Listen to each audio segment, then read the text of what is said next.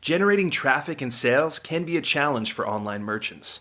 But selling on the Walmart Marketplace puts your products in front of millions of customers who shop on Walmart.com. And right now, sellers who join Walmart Marketplace can save up to 50% on referral and fulfillment fees for the first 90 days. So get started today. Head over to marketplace.walmart.com/savings. That's marketplace.walmart.com/savings. Welcome to E-Commerce Conversations, a podcast by Practical E-Commerce. What is going on, Internet? Eric Van Holt's back again with another E-Commerce Conversations. I hope all is going well on the other side of the Internet. On the other side of the table, from me, Alan. Hey, what's up? Welcome back. Yeah, it's been a bit. Why haven't you invited me sooner? Yeah, well, last time you were on the show, you were talking about getting banned by Google. Yes. And you ended up getting banned. I did. It was a bit terrifying. Yeah, but you got back on. Yeah. You greased some wheels, shook some hands with, what do they call those handshakes? Oh, I thought you were going to say like, oh, I don't know, grease some hands, palms. I don't know. Anyway. I don't know the saying. Sorry. Anyways, before we get into talking about you, I want to tell you a story. Okay, we're here at ECF Live, and I was just doing some work on beard brand stuff, and there's an order that came through that our customer service was asking about. I was like, what's up with this order? It's 100% off, and it's a really big order, $5,000 order. Like, who needs $5,000 of beard products? Yeah. And we're like, no, that's not legit. The coupon was Test 100. Okay. That we created in 2017. And on TikTok, there's like these TikTok videos that are going around, like, use Test 100, use Test 99, and sure enough, like, it hit. Yes. So, $32,000 worth of orders that we missed. No, you missed it. Yeah. For the past, they started using it in 2022, so last year. Oh, wow. And we just missed them all. I heard Dennis was on your podcast recently talking about coupon. Well, the leaks. problem is, when it leaked, it was just random. It was just on TikTok. Yeah, because it was the same one that they say on TikTok. They're like, yeah, try this code. This is what dumb companies do. Uh-oh, I better go look. Stop this. So for anyone listening, go audit your coupon codes and make sure you don't have any 100% off ones or anything like that. If I ever need to do a discount code, I almost always set an expiration on it. Yeah. Or you can use it once. Yeah, well, it's nice when you're just the person doing it. Yeah. But the problem is when you hire customer service and you give people autonomy is you can even have SOPs and stuff like that. But it's not what's the SOP for are we testing to see if the coupon form works? And I don't even remember what Shopify was in 2017. Oh gosh. Yeah, I don't know. Because now they'll audit who created the code, but this was before they even do that. Well, back then they didn't have the set expiration date or set the amount of times or that it can be used. Yeah. Yeah. So so that's been fun. Way to enjoy. We've been joking. Everyone's like, "How's business?" And everyone's always like, "Good." I'm like, "Terrible." It's been terrible. And now that I've got this, it's just oh man. We get a lot of fraud on our website. So it's not coupon codes or anything like that. Yeah. But generally anything that over a couple $100 gets manually reviewed. Really? Anything that way, or if there's an AVS failure, or just a straight, if it's got the little red, icon saying something's wrong. So what's your SOP for that? Oh man. So if it gets flagged for whatever reason, potential fraud, quick manual review of it is pretty much all it takes. A lot of our customers that are buying, surveillance equipment, they might have one billing address, but they want to ship somewhere else. Right. They want it shipped to their work, or they want it shipped to their home, or to a friend's house down the street, or whatever, or the mailbox. And so if it's in a different state on the other side of the country, that's usually an indicator that there's something going on. Also, I take a look at email addresses. So is it a Gmail account? Does it look sketchy? Does the name in the Gmail account email address match the name that is on the order? And then sometimes we'll even, if it's a really expensive order and we just can't really tell by looking at it, we actually just take the person's name and address and we put it into Google and we see what comes up. So if they're living in a shack that's next to a railroad track. Right. And it's like like a an big $800 order. Yeah. Really. Like that one's getting canceled. And so you guys don't bother reaching out to the customers? Oh, we reach out all the time. If we're just not sure, and it's like a high ticket item, we'll send an email and we'll be like, hey, look, we're just checking to make sure that you placed this order. And a lot of times the email will bounce back to us because they use like a fraudulent email address. Yeah. And they don't want anything tied back to them. They're just hoping that you send the product out. So yeah, it's pretty easy. So you're pretty much reviewing any order over $200.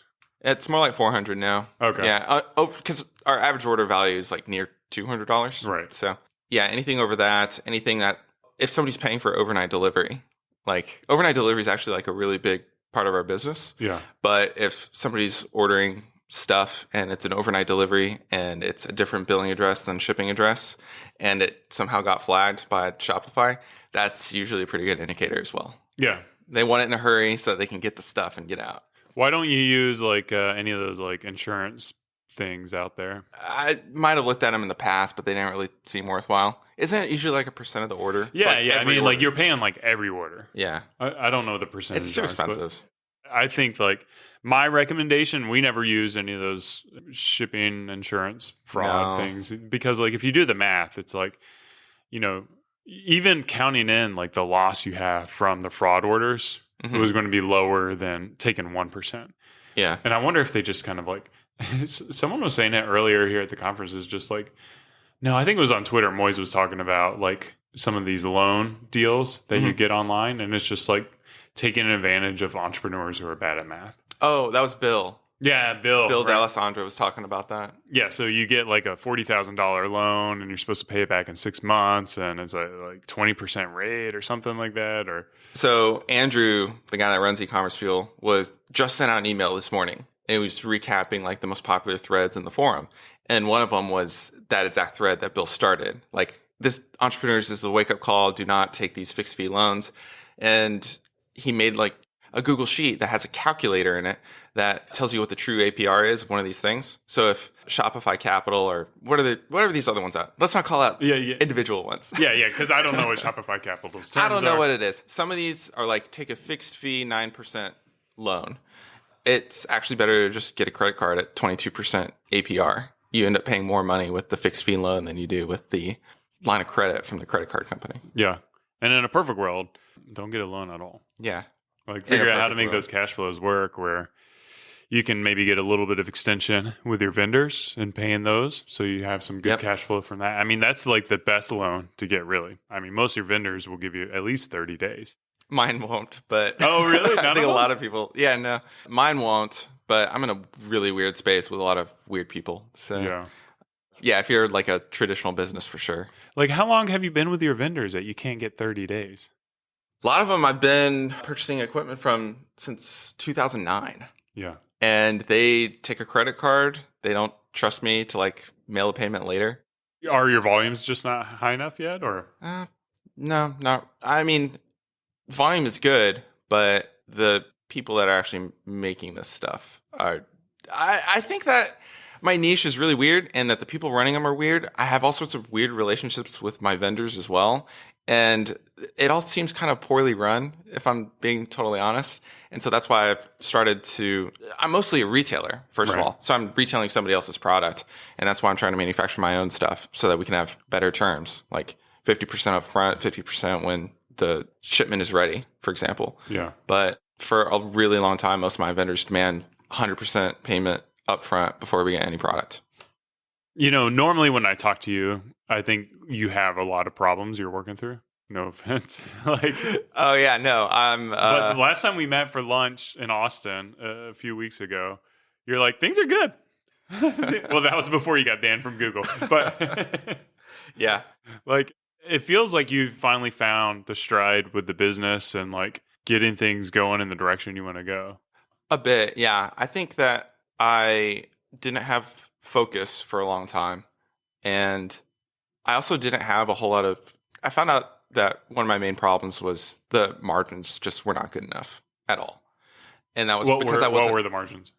Oh, are we going to talk about that? I mean, because it was, right? Like, these are the old margins. No, I'm still in the... try to clear all that up. Well, if you were making advice to people, what kind of range of margins would you advise people to have or not have? Yeah. I mean, but the number that jumps into my head is like 70% margins. That is a minimum. Yeah, but you can't really do that in some niches. Like I'm in Well, electronics. or as a retailer, you can't do that. Like it's impossible. And so you have to make your own stuff, and then you can do 30% margins. 60% maybe, I don't know.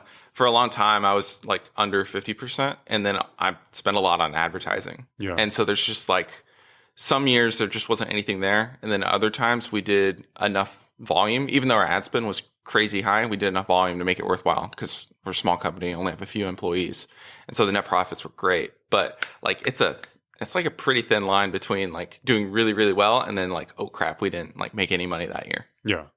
And so manufacturing and trying to get, 70% margins would be ideal. Yeah. And not having to spend more, right? 25% of your revenue on ad spend. It was kind of funny that the opening talk here at ECF was about pricing. And you developed your own product to help find spy cameras in like hotel rooms and Airbnbs and things like that. And like, I think I was one of the guys that advised you to price it high, and yeah, and that was wrong. It was like totally wrong, wasn't it? It was sort of wrong. Like we sold some product, yeah, but definitely think that we could have sold more if we had dropped the price down. Yeah, pushed more volume, made it more worthwhile to, you have MOQs with vendors and stuff, and so we would have been able to place more orders, move more product. I think get the word out faster. Yeah. If we had more customers. But it was a learning experience. I never made a product before. I didn't know what a lot of the people that were like in our circle, like entrepreneurs and stuff, they're like, yeah, price it high, price it $99. But I was looking around at, the market and I was like, dude, I don't know. This feels like a $30, $40 product.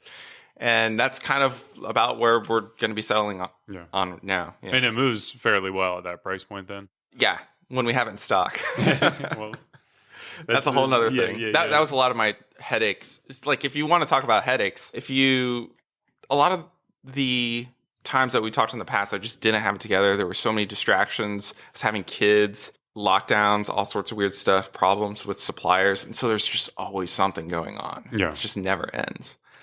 And figuring out the manufacturing took a long time, but I'm glad I have it now because now we're in control of that supply chain. Now we can play around with, I know you don't like giving deals or anything like that, but we can go try to do like 2 for 1. We can try Amazon. We've never sold on Amazon. We can try wholesale now. Wasn't previously an option. So, I don't like deals. Do I know why? Yeah. Devalues the brand? No, because I'll create a coupon code and I'll forget about it. And then I'll lose $32,000. Gotcha. Yeah, that's a good one. I'm not the smartest man in e-commerce. So, well, that's exciting. So you're back on Google. You work through that. Yeah. And how's your team doing? I know you went through a period of time where you streamlined your team and your offering. And is it just you and your family still, or? So I think when we last talked, I'm trying to think. There was a point around the time that we last talked where I had our own office. We were doing self-fulfillment.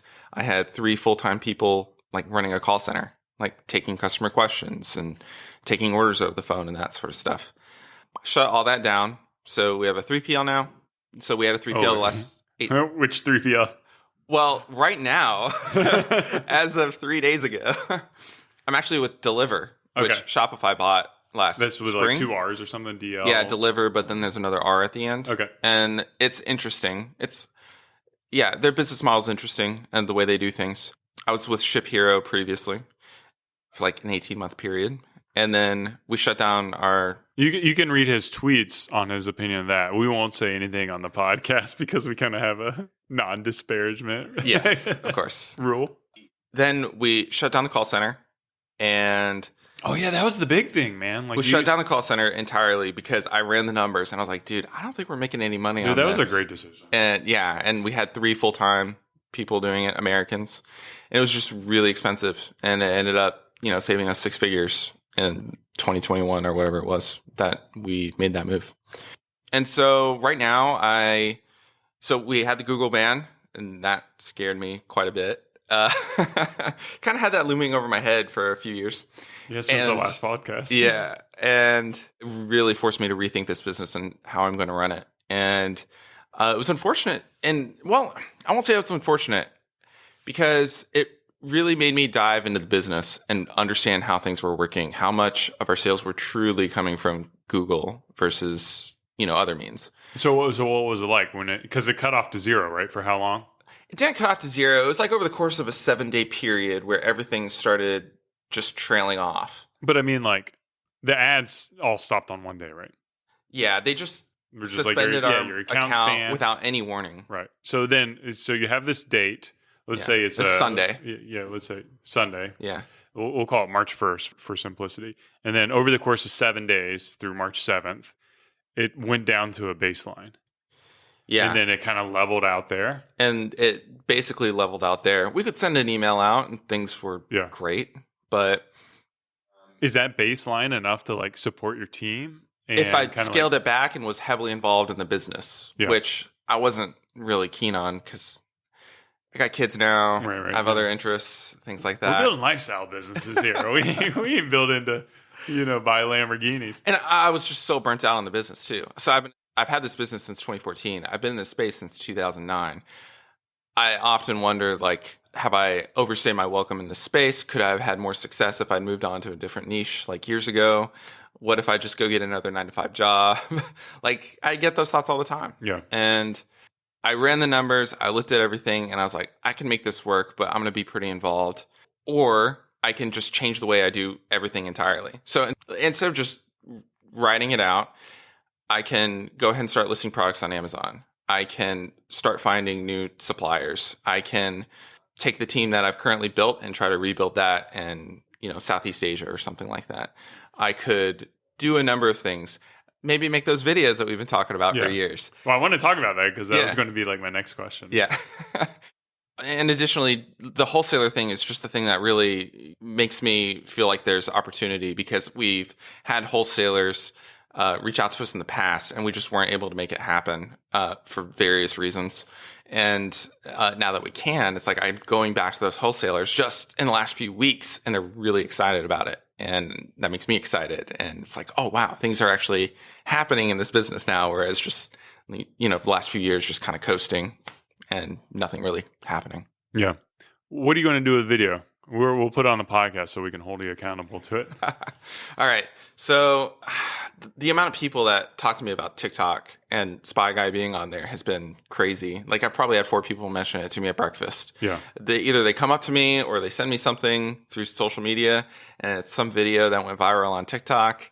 And apparently it's a trend of people filming themselves like in an Airbnb and saying that there's a hidden camera in the Airbnb. Okay. Like that just gets hundreds and thousands, if not like millions of eyeballs. Right. And whenever somebody sends it to me, I'm like, oh, that's fake. Because like I watch the video and then they show what the hidden camera is. I'm like, that's not a hidden camera. That's like something else entirely. Or they're just lying and they're just trying to go viral. Right. And so I love the idea of doing these TikToks where we show people how this stuff actually works. Right. How does a hidden camera actually work? What does it record to? How do you find like a GPS tracker on your car? Yeah. How do you put a GPS tracker on a car?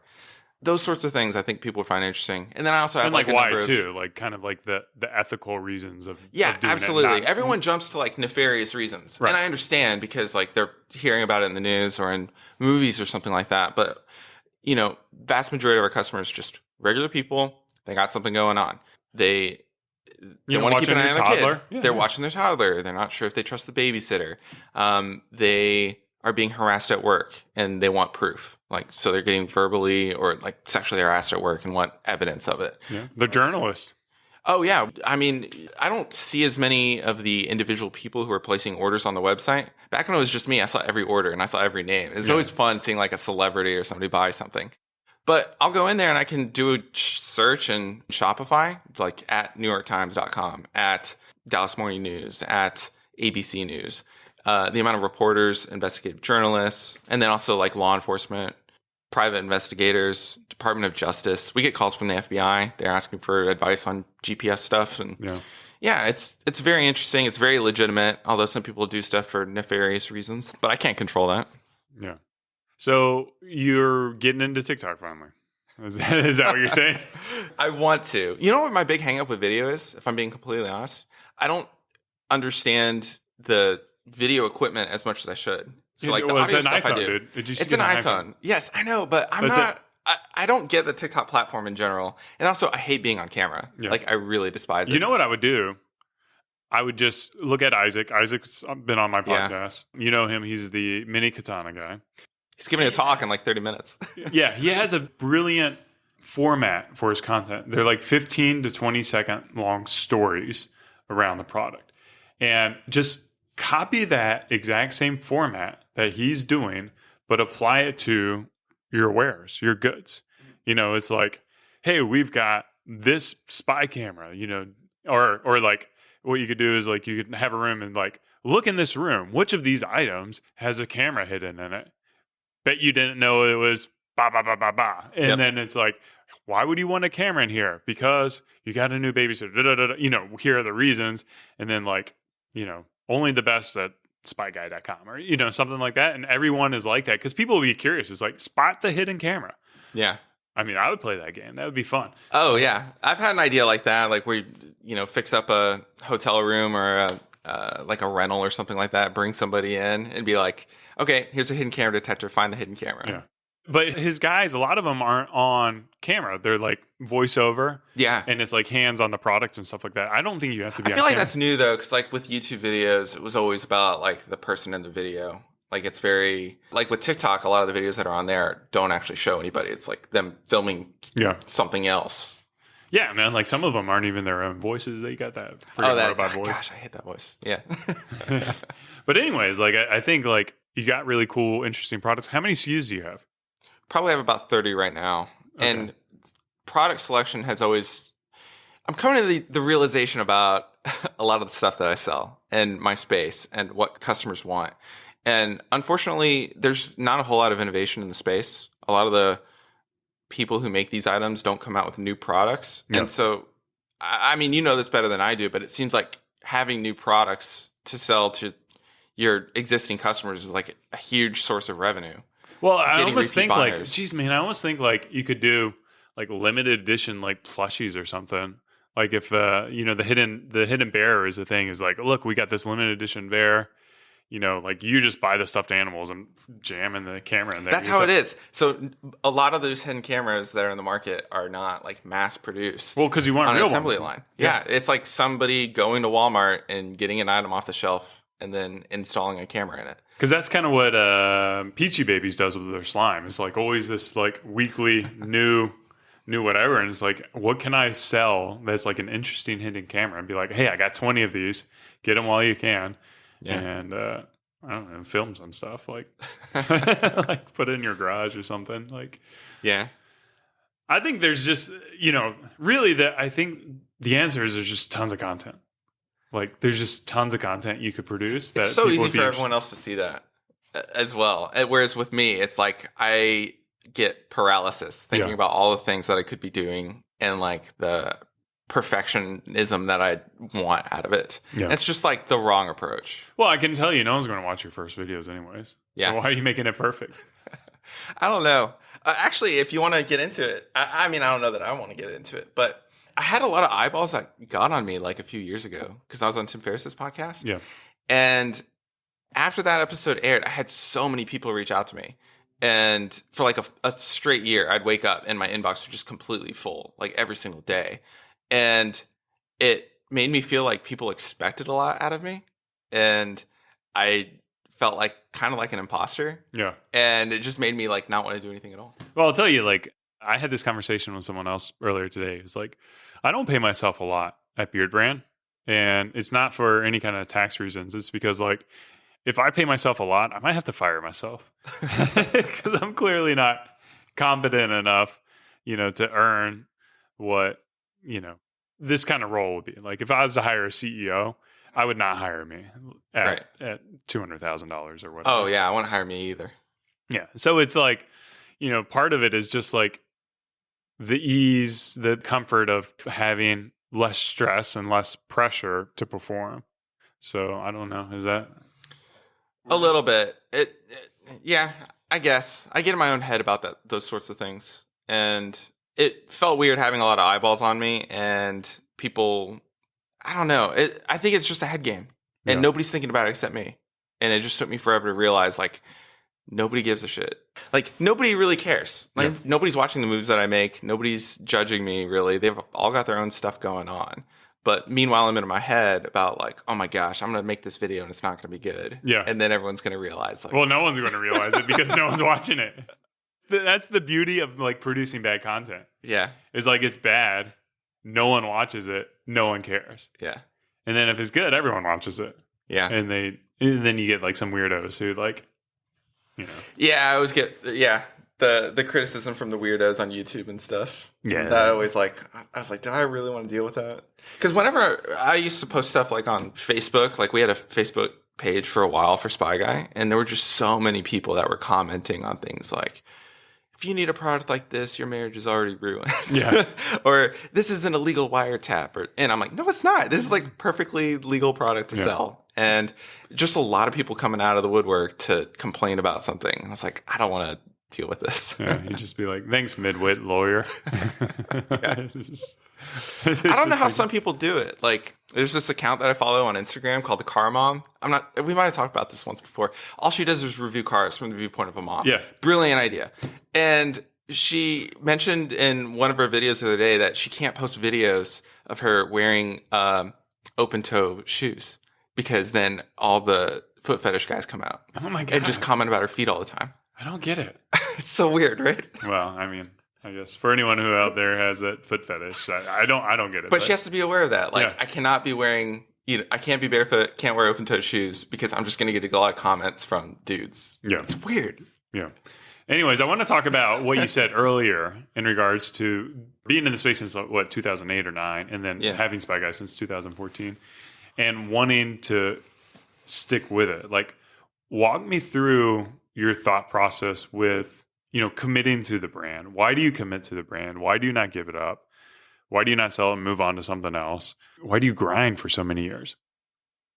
Ooh, that's a good question. So got in the space in 2009 and was working for somebody else till 2014, and then started SpyGuy after reading 4 Hour Workweek and done that ever since.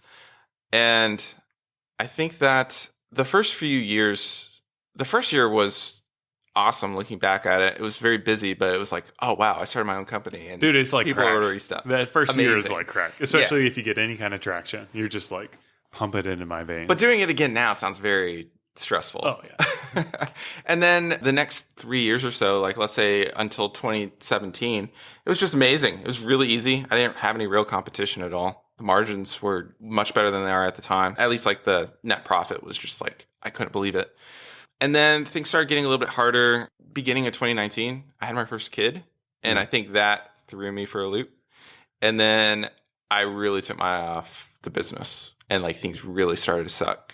People taking advantage of me, vendors, not being very pleasant to work with, chronic sleep deprivation, and then having another kid during COVID. Yeah. And it was just a really hard grind. And I didn't take it well. I was also like in a car wreck, and then my wife had back surgery and all this other stuff. I ended up going to therapy for like a month. Yeah. I want to say. By yourself or with your wife? By myself. And just because I couldn't deal with it anymore. I was like, my business is falling apart. What did therapy give you? The first thing that jumped in my mind was just somebody to talk to. Yeah. About what was really going on and like process stuff. And it was funny too. And do they just listen then, or maybe listen and then ask like a follow-up question? I'm sure there's a whole methodology to it. That's textbook, but I don't know what that is. It was someone you felt like you could open up to. Yeah, a friend of mine. There's no judgment. A friend of mine, Liz, she runs a marriage like therapy counseling group, and I asked her for a referral, and she's like, all right, here's 2 people. Give them a call. And I found one guy that there was like a gravitas about him, I guess. And so met him for a few times over, actually it was like by phone. Yeah. I actually like peeled into a neighborhood because it was during COVID and he wasn't like in an office, couldn't find space. And I needed to get away from wife, kids, distraction. Just went in my car and then drove into another neighborhood and like did like maybe 3 therapy sessions in my car. and I'm like bawling my eyes out. Yeah. Like in some random neighborhood, like next to a golf course. Yeah. And just like being able to unleash all that burden Yeah. was... It felt great. Yeah. Yeah. It was good. Honestly, I probably should have gone more. Maybe go now. I don't know. Yeah. But it was very difficult. And over the last couple of years, experimenting with electronics and making my own products and trying to make all of that work, like a lot of failures in the last few years. The first few years were really easy to me. Last few years, really, really hard. Got into things that I didn't understand fully, like hiring an agency for Facebook ads, even though I've never like run an ad myself on Facebook. Ended up losing a ton of money that way. Being bootstrapped, spending, $30,000 on Facebook ads one month.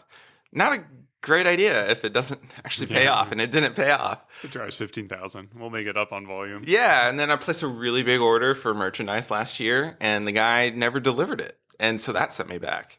And it just felt like one blow after another. And with the whole Google Ads thing that happened, team members just randomly disappearing or their work quality dropping off, I sat down and I was like, dude, this business is not serious. Like, I'm not serious about this business at all. And I really have to be, because I want to exit it and I want to get paid for the work that I've done up to this point. And then maybe I can go and do something else. I don't know what, but I have to make this work. Otherwise, I'm going to regret it for a long time. Yeah. And so I've had a bit of a mindset shift there. And when did that happen? Was that pretty recent, or was it? I've always had these like minor like revelations over the years. It's like, oh, I really need to improve on this, or I need to do this. But I never really had my feet to the fire. It was just like money wasn't the motivator for a really long time. And kind of now that it is again, and suddenly seeing sales just drop off a cliff because of ad suspensions or because product is out of stock. It was always because of something that wasn't really in my control. And now I'm like, I have way more control than I've really realized. Yeah. I kind of own this business now. Yeah. And I can't be taking as much time off as I was previously. And I actually need to focus, and I need to understand my numbers. And so actually really understanding the numbers. And you're a solopreneur? Yeah. Well, it's me and then 2 customer service people. And then, but I mean, like, you're the 100% owner.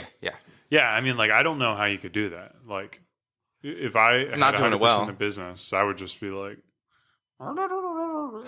like, and then like I would get to like a really asinine decision point, and I'd just clam up over it. Yeah, I think there are so many variables that go into it, and it always drives me crazy whenever I hear somebody talk about like how simple things are.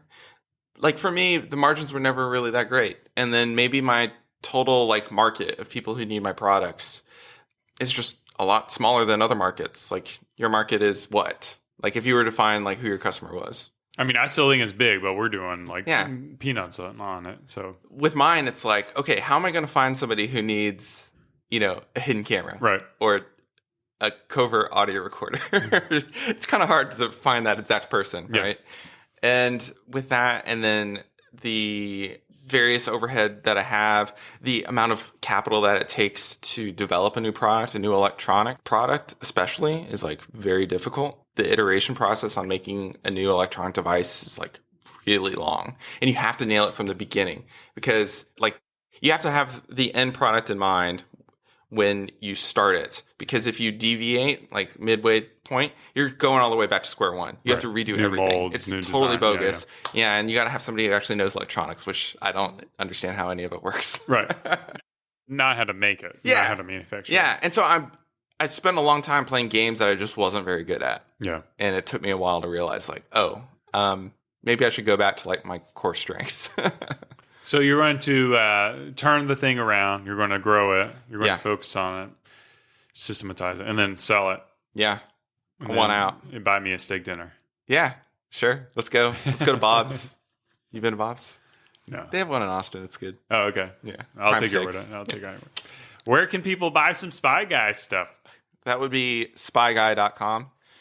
And then I don't have any follow-up to that. Yeah. Well, no, Twitter. Where is your Twitter? Yeah, Twitter would be at Alan Third. I'm the third Alan in my family. Yeah. And Alan, I guess there's another guy, Alan Walton, running around. How do you spell Alan, though? There's like Allen. Okay. And then THIRD would be the And Twitter look at handle. his past tweets about some No. 3PL stuff. Or have those been deleted? No, I didn't delete it, but I kept my mouth shut for a really long time because I was hoping to resolve it. Yeah. And that's the thing, though. Like, once you get, like, when you have no following on Twitter, you're totally fine with being an asshole. Yeah.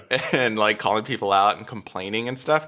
But then once you have people who follow you for, like, actual good content, nobody, like, wants to hear you bitch. Oh, I love to hear people bitch. I think it's the greatest thing about Twitter. I don't When know. I see someone bitching, I'm like, Maybe I don't "Yeah, want to draw man. attention to myself. Preach. Yeah. All right, Alan, thanks for coming around to my room for this special e-commerce Fuel live podcast episode. You bet. Thanks for flagging me down on my way to take a nap. All right, guys, this has been another e-commerce conversations. Hope you had enjoyed it as much as I did. Alan's always a great person. Definitely worth a follow on Twitter. Cheers. Keep on growing.